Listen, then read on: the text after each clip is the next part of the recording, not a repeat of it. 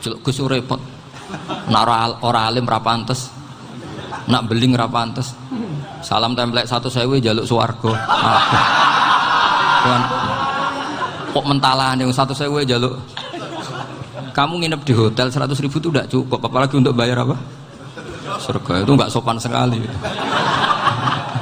1 juta ya nggak bisa itu, 100 juta juga nggak jelas juga. Terus sampean mendingan nggak usah salam template, malah nggak mungkin masuk surga kalau. Saya itu pemuja Allah yang serius. Sampean ya pemuja Allah, tapi kan kadang kurang alim. Saya ini pemuja Allah serius. Saya itu kalau ngaji, ya ngaji biasa belajar, itu sering nangis seneng. Misalnya saya baca tadi. Miftahul Jannah la ilaha illallah. Lu kunci kok dikasihkan. Kita ini masuk neraka gak pantas, enggak bawa kuncinya kok masuk gitu. Harusnya kita ini masuk surga. Kita kan pegang kunci surga, gak pegang kunci neraka. Maka aneh kalau kamu masuk neraka itu aneh. Coba kita pegang kunci surga apa kunci neraka? Tapi kadang teman saya suka neraka ora ono kuncine. Karena ada pintunya.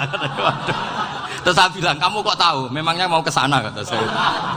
Saya tidak punya rencana tahun neraka. Dan saya meskipun guyon itu serius. Bedanya orang alim sama ndak itu di situ. Kalau orang alim itu guyon itu masih benar, masih serius. Coba saya bacakan ayatnya. Ala inna auliya Allahi la khaufun alaihim wa lahum yahzanun. Terus lahumul busyra fil hayatid dunya fil akhirah. Artinya kalau mungkar nangkir dengan penampilan garang gitu, berarti ada ketakutan apa enggak? Ada. Padahal ciri utama walinya Allah tidak ada ketakutan. Makanya itu termasuk dalilnya Sayyid Muhammad. Tidak semua orang alami seperti itu, karena wali-wali itu la khaufun alaihim wa lahum yahzanun. Wah anak kiai temu karena kerja buat tidur wedek. Iku dreseke ora kok pertanyaan tok nak konan santri piye. Lho isen wis kiai dihanjuti mungkar nakir. Malu gak kira-kira? Mesti plengane konan santri piye. Nak jawabannya gampang karena pernah ngajar tauhid. Makanya Sayyidina Ali ini cerita ini ada di kitab Nurul Dholam. Sama lihat di kitab Nurul Dholam karangannya Syekh Nawawi Banten.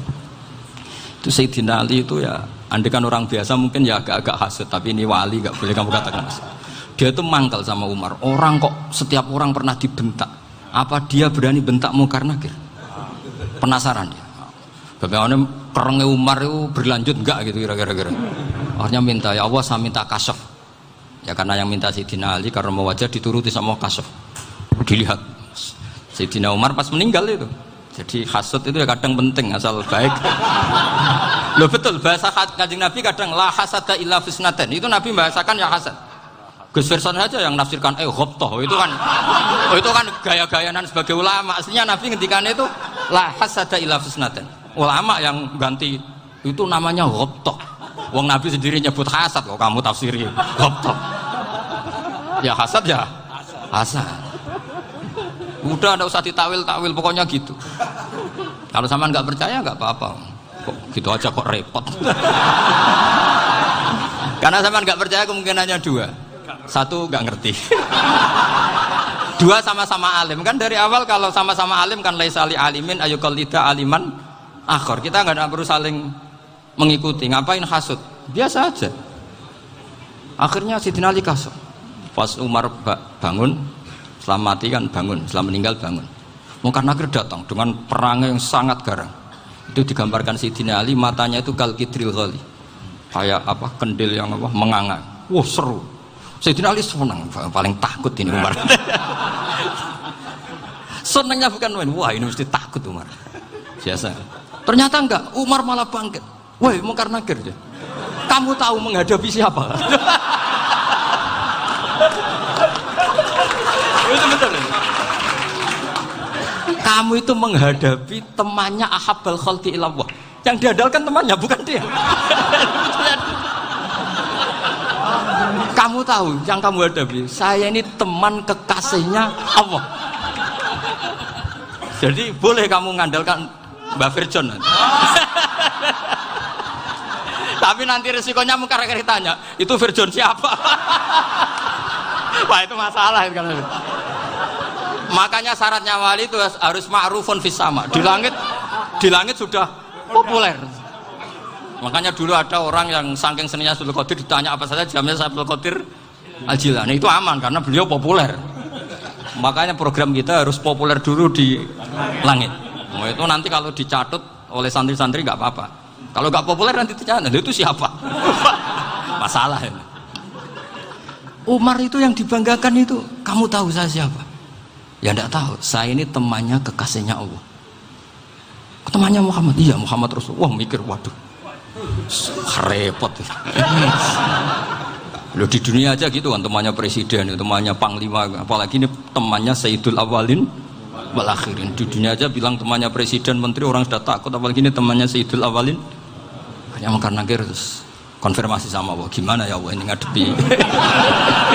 Sebetulnya yang diadalkan itu temannya, bukan dia. Wah, akhirnya sama Allah dibilang, ya Bu, ya sama seorang seperti itu Bu yang sopan. Terus semenjak itu Mungkar Nakir itu nggak selalu berpenampilan seperti itu, sangat. Jadi semoga itu konsisten sampai nanti. Jadi kamu kalau ingin nggak takut Mungkar Nakir, jadi wali dulu. Karena syaratnya tadi hanya wali sing la khaufun alaihim walahum yahzanun lahumul busyra fil hayatid dunya fil akhirah. Jadi orang itu kalau ngaji itu harus khatam. Jangan semuanya kena pertanyaan. Dan kalau semuanya kena pertanyaan nanti repot. Kalau Nabi Muhammad ditanya waman Nabi juga. Nabimu siapa? Lu kan terus jadi aneh. Jadi makanya ketika Sayyid Muhammad semua ulama lah, nggak ada am kecuali ditaksis. Kecuali sifatnya Allah. Misalnya bikulli syai'in alim, ya benar-benar bikulli syai'in. Tapi kalau am semuanya pasti ada taksis. Meskipun dalam muhawarah muhadasah biasa. Misalnya contoh gampang, istri kamu baru seneng kamu, Mas nak pengen apa-apa aku lapor aku, gak apa-apa Mas, mesti aku seneng gak sama lapor. Iku dia aku pengen wayo. Wah langsung jadi apa wae. Mesti apa wae maksudnya kecuali itu gitu. Padahal kalau ngomong, Mas sampean ingin apa saja tak dukung. Terus sampean bilang, pengen iku wayo. Kira-kira disetujui apa enggak? Sama seperti kita kalau punya teman akrab, wah senang omahku gak apa-apa, anggap ya omahmu dewe, terus mlebu-mlebu kamar. Jadi tidak ada am kecuali di taksis. Artinya kalau ada cerita bahwa orang mati pasti ngalami ditanya Mungkar Nakir, itu pasti ada am yang di taksis. Itu pasti gak dialami para anbiya, para auliya. Karena ciri utama wali itu la khaufun alaihim walahum yahzanun. Kemudian saya yang mau cerita ya, supaya sampean bisa menghadapi dunia global ini, tak bawa tafsir Munir termasuk tadi. Ini saya baca ini karangannya Syekh Nawawi, karena tadi kata Mbah Firjon ngaji itu harus sama orang yang bersanad. Saya ini kalah sama beliau itu berkali-kali. Secara nasab saya harus manggil Mbah. Secara silsilah ilmu saya juga kalah lagi. Saya sering disewani sama cucu-cucu Syekhona Khalil. Kiai Siddiq itu termasuk murid dekat beliau, Syekhona Khalil. Kalau itu berarti kan Gus Firjon, Ahmad, terus Mbah Siddiq. Mbah Siddiq ngaji Syekhona Khalil. Syekhona Khalil itu pernah ngaji langsung sama Sayyid Zaini Tahlan. Berarti beliau dari Sayyid Zaini Tahlan itu baru generasi kelima. Sementara saya itu sudah ke-7 atau ke-6. Saya, Mbah Mun, Mbah Karim misalnya, Mbah Hashim, Mbah Mahfud Termas, Sayyid Abi Bakar Sato, yang arangnya Anatul Tolibin, baru Sayyid Zaini Tahlan. Berarti saya ke-7, kalah lagi. Tapi untuk jadi wali biasanya cepat saya. Karena syaratnya jadi mbah itu ngalah demi putu. Jadi kalau beliau ngotot, saya dulu Gusti, saya mbahnya. Wah itu mbah yang nggak baik. Pasti jatahnya dikasihkan apa? Cucunya dulu. Makanya Abdul Muthalib itu orang yang dapat wangsit, tapi yang jadi nabi itu cucunya. Jadi dalil saya banyak. Sebenarnya Abdul Muthalib itu sudah sering dapat wangsit. Karena saya bahasakan wahyu, Nabi yang protes, enggak Nabi kok dapat wahyu. Tapi sebetulnya Abdul Muthalib itu masyhur. Kalimat-kalimatnya menunjukkan bahwa beliau itu sudah dapat wahyu kalau nanti cucunya itu jadi Nabi. Makanya senangnya bukan main Abdul Muthalib sama Rasulullah. Putu seneng, mbah seneng putu. Jadi mungkin, jadi sampean enggak usah protes loh. Yang jadi wali kok cucunya. Dulu betul. Dulu Mbah Hamid Pasuruan itu kalau Mbah Ahmad Siddiq ke sana, Mbah Hamid Pasuruan kalau manggil Mbah Ahmad Siddiq itu paman. Tapi pamannya minta ijazah ke ponaan. Apa ya gara-gara itu memang. Kalau itu masih berlaku, apa? Ngalah tadi. Kayaknya masih apa? Hawane masih. Hawane masih. Karena melihat tren-tren langit masih gitu kayaknya masih. Masih itu. Ya, tapi mbahnya tetap dapat jatah, tenang saja nanti. Tapi memang sebaiknya mbah itu legowo. Rasulullah Muhammad SAW itu terkenal min dzurriyyati Ibrahim. Tapi kata Rasulullah, ana dakwatu Ibrahim wa bisyaratu Isa. Aku nganti ngene iki barokah dongane Nabi siapa? Ibrahim. Jadi dongane Nabi Ibrahim ya tiba teng putu. Jadi banyak bukti bahwa jatuhnya aku putu gitu. Tadi saya di kamar sama beliau berduaan. Nih Mbah sing dadi wali dhisik ndi? Aku webah. Cocokan tadi. Nah, kenapa saya akhir-akhir ini gulirkan daftar wali? Kenapa? Saya ini resah ya, orang sudah ingin dicintai pejabat, dicintai tetangga, dicintai teman. Tapi kadang-kadang orang lupa lagi dicintai apa? Makanya saya meskipun guyon, tapi ini amdan, bukan sahwan. Supaya orang punya cita-cita lagi jadi wali, ingin dicintai Allah. Kita ini terlalu lama ingin dicintai makhluk. Mbok ya naik kelas sedikit lah. Ingin dicintai Allah Subhanahu wa Ta'ala. Meskipun saya guyon, tapi tadi guyon saya tuh lebih serius ketimbang serius Anda. Karena tak pikir. Saya tuh kalau pergi itu seneng ngebis, bukan karena saya tidak punya mobil, tapi saya sering mau butuh itu supaya nggak diganggu. Karena saya tuh harus punya waktu sendiri. Kalau bis kan ketemu orang nggak kenal, tapi sekarang ya agak susah, banyak yang kenal. Dan susahnya lagi nggak minta ijazah, minta foto. Aduh, repot tuh. Mau dibenci itu umatnya Rasulullah SAW. Mau disetujui itu sanatnya mana? Kalau ketemu orang alim minta apa? Foto. Itu nggak ada sanatnya. Nggak tahu saya itu mazhab dari mana itu. Ya mazhab milenial yang jelas itu kan. Ini tak baca ya biar dapat, karena ini kenangan saya sama Mbak Ahmad Siddiq. Saya masih ingat betul beliau ngisi kholnya Mbak Abdullah bin Umar, berarti abahnya Mbak Hamid. Karena mbah saya itu Fatimah binti Khalid bin Umar, kalau Mbah Hamid itu Hamid bin Abdullah bin Umar. Itu saya masih ingat betul zaman itu Mbah Hamid siap khol di Lasem itu rawuh dan saya derek mbah saya karena masih misanan datang ke Lasem. Itu beliau pas itu ngisi sama Mbah Mun. Mbah Mun masih muda, Ki Ahmad Siddiq sepuh senior. Itu beliau cerita bahwa dulu ketika Indonesia dijajah Jepang itu para kiai mimpi dibacakan ayat Ghulibatir Rum fi adnal ardi wa hum min ba'di ghalabihim. Terus ada kiai yang tanya, takwilannya gimana? Ya nanti Jepang pulang bukan karena kita yang mengalahkan, tapi Jepang ada yang mengalahkan sendiri, meskipun tidak kita. Kayak dulu Faris tidak dikalahkan Islam, tapi dikalahkan Romawi, tapi yang senang umat Islam. Wa yauma idzi yafrahul mu'min. Itu luar biasa ulama-ulama kita. Delalah kejadiannya Indonesia seperti itu. Yaitu kita tidak mengalahkan Jepang, tapi Jepang pulang sendiri karena dikalahkan apa? Sekutu. Ya ini saya baca. Ini tidak usah dicek bacanya bener apa enggak, sudah aman apa? Aman. Karena kalau saya salah itu ya sengaja. Artinya ya sengaja saja. Ya biasa maksudnya. Saya kemarin ngisi di Pondok Peloso, di Pondok Al Munawir Jogja. Salah itu ada dua. Ada salah yang memang benar-benar salah. Ya itu enggak apa-apa, bisa dimakfu. Karena mesti sangke wong goblok salah yang terus itu. Ada salah bawaan ilmu, itu repot tuh dan ini. Karena misalnya kita yang biasa belajar qiraah safah wayah sibuhu, mesti diulang lagi wayah sabuhu. Karena qiraahnya Imam Asim itu hasibah yah sabu bi fathis sin. Sementara kita kalau ngaji kitab kulino yahsib. Sehingga kita yang biasa belajar safah itu kalau baca kitab itu kayak orang bingung.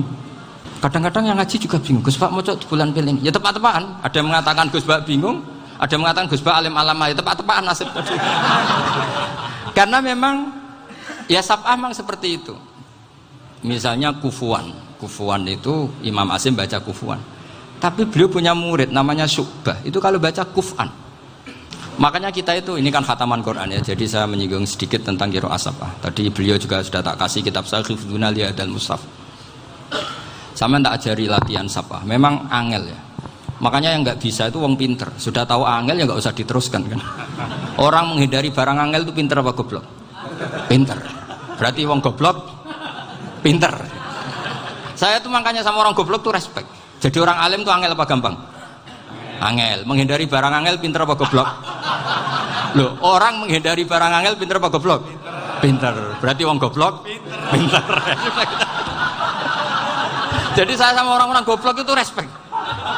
Sudah tahu jadi orang alim angel ya, barang angel ya harus dihindari. Makanya saya ini insya Allah umatnya Nabi yang termasuk yang terbaik. Amin. Karena mencintai umatnya Nabi termasuk yang goblok. Itu tidak gampang itu. Karena tadi sudah tahu ya. Seperti itu loh orang naik Panjat Pinang itu yang naik karena ingin hadiah. Yang nonton sudah tahu, wah licin kok dinaikin mau keplodok ya. Tapi orang sepakat yang nonton juga pinter karena sudah tahu ribet kok. Tukun yang pasar kena lah apa mana. Sama juga gitu. Ngalim tafsir angel, ngalim fikih angel. Ada karek ngaji ngerekam kan gampang. Itu pinter apa goblok? Pinter. Iya. Makanya kula niku mbok burohno ngono tok. Saya tadi dinasihati Mbak Firjon, muga-muga hati saya selamat. Saya itu meskipun kata orang banyak, muhibbin saya banyak, tapi saya insya Allah tidak riya. Saya itu pakai kitab namanya Tasbidul Fuad, itu karangannya Said Abdul Al-Haddad. Ketika beliau punya muhibbin banyak ditanya, bagaimana ya Habib Anda menjaga hati Anda? Jamnya Said Abdul Al-Haddad itu unik. Innama azzamu Allah. Mereka itu sebenarnya menghormati Allah, cuma butuh sarana, dan itu saya. Jadi saya tahu sampean semua itu mencintai Quran, mencintai sunnah Rasul, mencintai hadis-hadis Rasul. Cuma sampean kan karena nggak paham, terus manfaatkan saya. Jadi sebenarnya saya ini korban. Korban. Jadi saya mau riak gimana? Korban kok mau. Bangganya di mana tuh? Coba sampean misalnya ngaji tafsir, belajar sendiri kan susah. Terkitnya susah, maknanya susah, bahkan beli kitabnya kadang nggak kuat. Loh, untuk jadi alim tafsir itu kan harus beli kitab. Loh, saya sering belajar kitab itu jutaan. Tafsir Tobari, saya pernah beli kitab Fakhrur Razi itu berapa coba? 27 jilid. Karangannya Fakhrur, belum karangannya ulama modern, Imam Sya'rawi. Itu berapa jilid? Itu jutaan. Saya kemarin juga dihadiahi kitab Pak Quraish Shihab namanya Faidul Bari fi Syarhil Bukhari. Pak Quraish Shihab yang terkenal. Dia sering diskusi sama saya. Saya ngasih hadiah beliau ngasih hadiah saya. Wah itu harganya nggak kuat. Tidak kuat kadang di Indonesia nggak ada coba. Dan sama orang hebat menghindari kesulitan itu. Nah, kesulitan itu sebab ngaji ikut, kalau nggak paham dirukok rekamannya sudah gitu. Pinter mana sampean sama saya? Pinter sampean kan? Bikin sosis susah, beli aja kok repot kan. Nah, makanya nggak boleh orang bilang, wah aku goblok reso tafsir, aku wong pinter. Makanya nanti kalau saya ketemu Nabi tidak termasuk orang yang mentahkir orang Islam. Kafabil mari isman ayah kira akhahul muslim. Jadi cukup orang itu dosa kalau menyepelekan orang Islam, termasuk darani sampean goblok itu dosa. Caranya nggak darani goblok ya tadi di logika tadi. Alim itu angel, gendari angel itu pinter, berarti wong bodoh pinter ya sudah gitu. Tapi tetap bodoh. Tapi ini satu cara untuk saya respect gitu. Coba orang yang ngaji tafsir saya banyak, mungkin ribuan. Itu sebetulnya mencintai Quran. Karena Quran adalah kitab suci yang panduannya umat Islam. Sangat mencintai Quran. Terus kemudian mereka nggak paham. Terus mencari orang yang memahamkan. Burono lah cara jawabannya. Terus keren saya itu di mana coba? Lah terus mereka kurang ajarnya gini, kalau paham itu ya alhamdulillah paham. Kowe nak ngaji Gus Bae ngono tok. Tapi nek ora paham, ora nyalano akal ya. Mari Gus Bae nerangno cepet, mulane gak paham. Ora kok nyalano teke sing lelet. Oh kan masyaallah, naudzubillah tenan. Sebetulnya tingkat kurang ajarnya tinggi Gus sebenarnya. Jadi kalau nggak paham itu kadang nggak nyalahno uteke. Kayak mau misalnya, mau mari mikir ra jelas. Padahal misalnya jelas ya ora mesti paham, bodoh. Paham ya? Jadi kata Said Abdul Haddad, innama azzamu Allah. Sebenarnya mereka itu sangat menghormati Allah. Makanya kita nggak perlu mengatakan wasilah itu kafir, nggak akan. Karena orang tawasul sama Rasulullah itu ingin dapat ridhonya Allah lewat orang yang dicintai Allah. Kita mencintai wali sebenarnya, wah itu kekasih Allah. Kita mencintai itu karena mencintai Allah. Sama seperti gini, kamu mencintai kangkung apa enggak? Sebenarnya sama sekali enggak. Tapi kamu ingin sehat, ada asupan gizi. Kamu ingin tubuh kamu sehat, butuh asupan gizi. Kemudian kamu makan kangkung. Apa terus kamu cinta kangkung kan enggak? Cinta kesehatan kamu sama. Orang yang mencintai saya sebenarnya ingin kepuasan rohani. Saya kan termasuk kiai yang torekonya gampang. Ini swarga kan akhirnya penggemarnya banyak. Coba kalau kamu neraka. Jadi sebetulnya Anda mencintai kepuasan Anda sendiri. Nah, saya ini korban. Makanya untuk masuk surga cepat saya, korban itu cepat. Da'watul mazlum la turaddu kan gitu. Laisa bainahu wa bainallah hijab. Jadi saya kalau donga langsung seret langit. Karena mazlum. Saya sinau tafsir itu, Pak, sampean bayangkan ada tafsir itu sudah 27 jilid. Sing aran Fakhrul Razi itu bulatnya bukan main. Karena dia ahli filsafat. Bulatnya Masya Allah. Sudah gitu sinau Jalalain kadang dikomen oleh Sawi. Sudah kita percaya Jalalain boleh dibully Sawi. Percaya Sawi dikandani, oh iku Maliki rasa ribet. Sudah gitu sinau Qurtubi, sinau tafsir Tabari itu susahnya. Belinya susah, belajarnya susah. Padahal saya punya keluarga, punya istri, punya anak. Bayangkan kalau istri saya rewel kayak istri sampai. Wah itu. Tapi alhamdulillah enggak. Sama sekali enggak. Allah sudah milihkan, wah ini bahaya kalau punya istri rewel. Imam Sibawai itu kitabnya banyak, tapi yang terbukukan hanya kitab Sibawai. Karena beliau kalau sudah belajar lupa istri. Hanya pas beliau di pasar, kitabnya dibakar semua sama istrinya. Karena dianggap saingannya. Ternyata yang dicerai tidak kitabnya, malah istrinya. Itu Imam siapa? Sibawai. Tapi alhamdulillah kitab saya nggak terbakar, aman. Saya teruskan ya. Jadi untuk menjaga riya dilatih innama azzamu Allah. Sebenarnya mereka itu menghormati. Sehingga wasail-wasail itu sebenarnya nggak pernah jadi subjek pelaku utama, tetap Allah. Sebab itu kata Sayyid Muhammad, kamu kok mengatakan wasilah itu kafir itu gimana? Ketika innallaha qad ba'atsa lakum taluta malika. Talut itu ya manusia. PD-nya itu apa? Inna ayata mulkihi ayyatiyakumut tabut fihi sakinatum mir rabbikum wa baqiyatum mimma taraka alu Musa wa alu Haruna tahmiluhul malaikah. Jadi beliau PD itu kalau bawa sunduk semacam peti sakti, sing di situ ada baqiyatum mimma taraka alu Musa wa alu Haruna tahmiluhul malaikah. Ya kayak semacam jimat. Tapi saya bukan mensyariatkan jimat enggak, karena nanti banyak penjual yang pembohong juga gitu loh.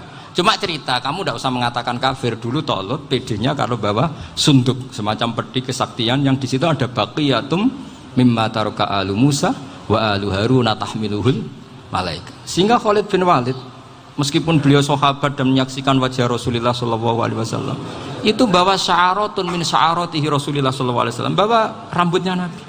Perang kemana-mana itu diletakkan di pecinya. Nanti sampai tanya lagi, masa pakai peci Khalid bin Walid itu? Wah panjang, sampai itu repot. Sampai tak warai ngaji usul fikih. Usul fikih itu kalau ngaji itu ada istilah tangkihul manat. Ini mesti wilayah yang kita bisa berdebat sama Mbah Firjon. Dulu itu musuh saya karena saya makili Anwar, beliau makili Peloso. Tapi tahu-tahu kalah tua terus saya mengundurkan diri. Di fikih itu ada istilah, ada tangkihul manat, ada tahqiqul manat, ada tangkihul manat. Tangkih itu kira-kira gini, lafadz hadis itu dibuang sekian untuk tahu bahwa itu madarul hukmi. Misalnya gini, tak beri contoh paling gampang. Sama harus paham, kalau nggak paham nggak pinter-pinter. Ja'a a'rabiyun ila Rasulillah sallallahu alaihi wasallam. Ya karena ini menghormati Mbah Ahmad Siddiq, saya orang alim, jadi ngaji ini tetap ada suasana alim. Ya harus ada suasana alim. Enggak perlu jadi orang alim tadi, susah. Sudah ngindari susah itu pintar. Sudah itu aja. Jadi orang alim susah, ngindari barang susah pintar. Berarti orang tidak alim pintar. Nah, meskipun tetap sudah itu pegangi sampai mati nanti. Loh, jadi orang alim itu repot. Itu kata Imam Ghazali, kalau orang alim kalau mau masuk surga itu sama Allah nggak boleh.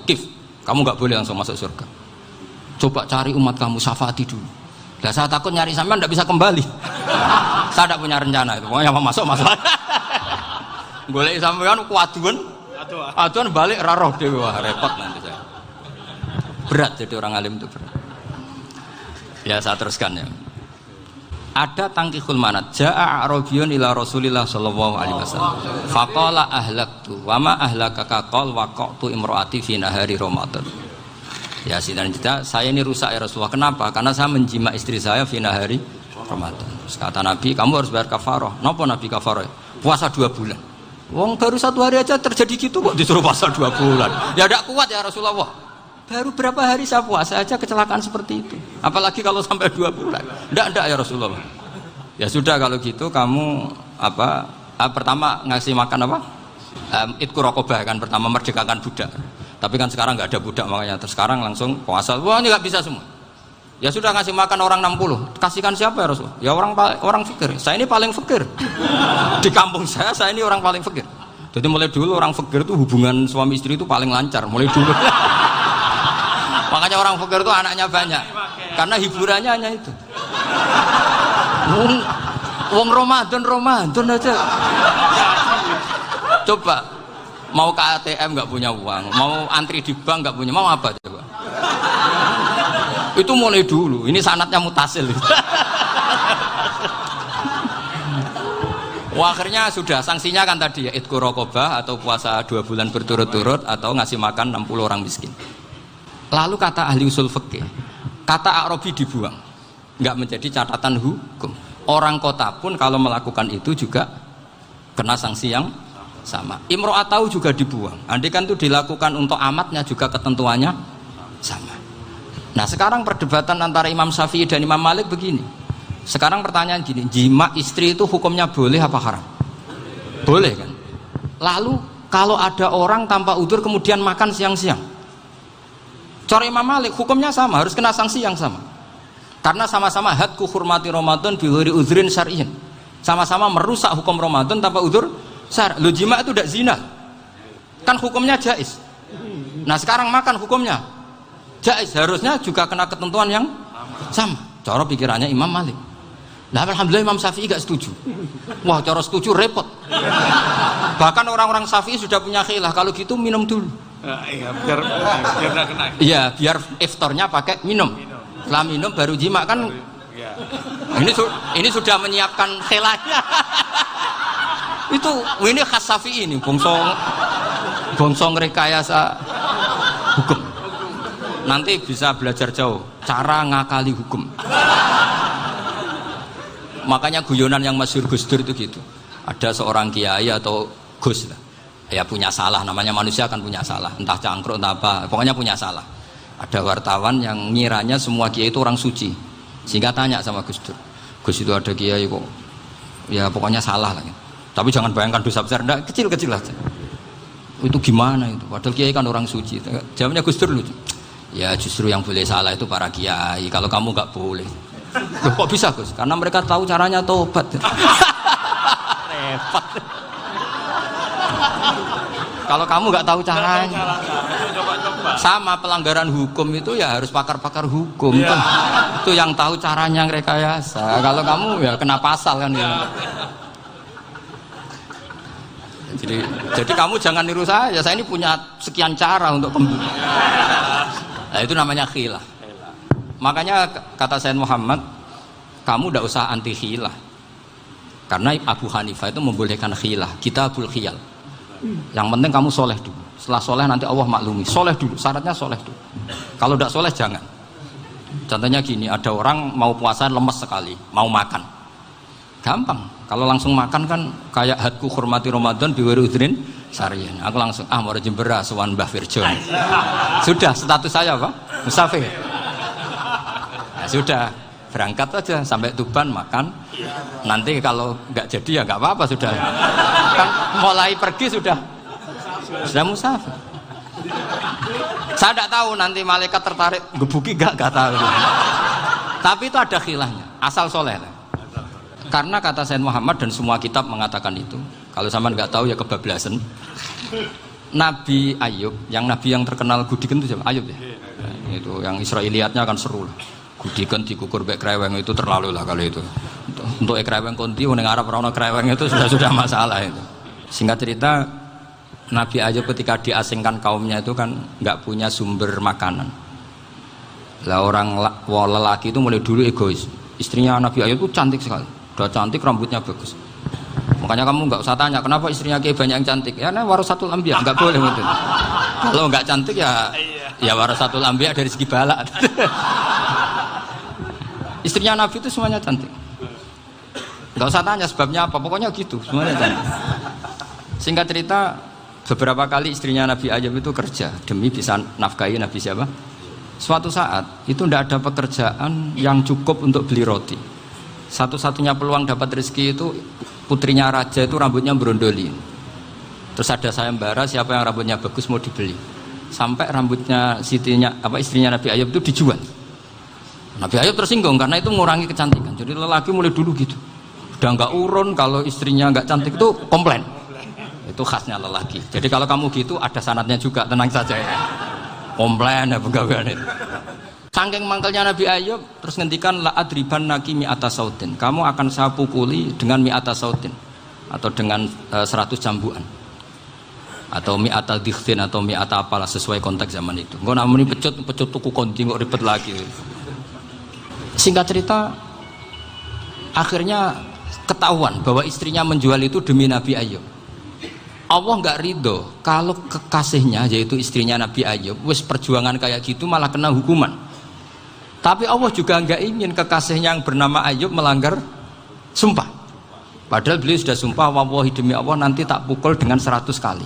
100 kali dengan lidi lah misalnya, contoh yang gampang tuh lidi. Akhirnya sama Allah dikasih satu solusi. Wa khud biyadika dikhtan fadrib bihi wala tahnas. Ya sudah, lidi itu ikat jumlahnya 100. Terus pukul sekali saja. Anggap saja sudah 100. Iku pangeran sing wari ngakali ngono iku pangeran. Tapi syaratnya soleh. Syaratnya soleh. Jadi kalau kamu anti khilaf berarti anti ajarannya Allah di ayat itu. Wa khud biyadika dikhtan fadrib bihi wala tahnas. Itu dulu ada, ini cerita di Ithaf, ini cerita terakhir, ini sudah, sama jangan nama sudah. Terus pengumuman tadi, yang nggak pernah sepuh ngutang saya itu haram tadi. Karena tadi saya punya kewajiban di rumah yang bisa menggugurkan ya kewajiban yang lebih besar. Lebih besar itu ya tadi, bisa pernah guru, pernah sepuh, yang jelas nggak umur. Umur sampean menangkap itu, tua serepot itu. Ada raja itu ganteng kaya, senengannya nikah perawan cantik. Oh, itu semua kampung mesti kenal. Mungkin digilir atau gimana pokoknya. Suatu saat ada pemuda suka sama perempuan yang di kampungnya, cantik sekali. Kemudian pemuda ini ternyata pekerja di kerajaan itu. Tiap hari ditanya, oh itu yang di kamu yang cantik siapa? Mau saya nikahin gini. Wah bahaya ini, saingannya raja. Jadi yang dibidik pemuda tadi itu saingannya. Si raja ini orang yang namanya raja kan gengsinya tinggi. Kaifatang kihuha wa qad ra'aitu qad qabbalaha rajulun. Kobok nikah piye? Saya itu pernah melihat dicium lelaki. Wah, gak mau. Gak gelem, kadung ditambung lan waqat qabbalaha rajulun. Saya pernah melihat sendiri qabbalaha rajulun, dicium oleh lelaki. Wah, sudah gak minat raja langsung gak keren. Suatu saat pemuda tadi nikahi perempuan itu. Rajanya marah-marah. Kamu lelaki gak punya harga diri gini. Gak punya selera, gak punya harga diri, sudah pernah dicium orang kok tetap dinikah. Bilang ke raja, takrif manir rojul, lelaki itu siapa? Abuha. Kamu tahu lelaki itu siapa? Sopo? Abuha. Bapaknya. Saya kan hanya bilang rojulun.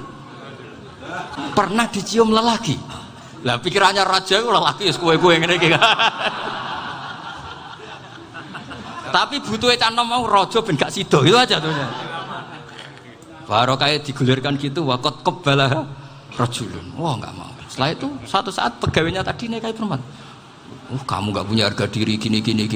Kamu tahu mandir rajul apa abuha? Wah nak ngono aku gak poho-poho.